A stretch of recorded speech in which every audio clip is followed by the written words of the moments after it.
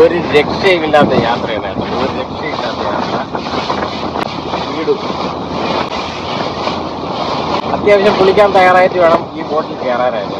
കാരണം ഇന്ന് ശരിക്കും പറഞ്ഞാൽ കാറ്റ് കുറവാണെന്നാണ് പറയുന്നത് ഈ യാത്രയിൽ.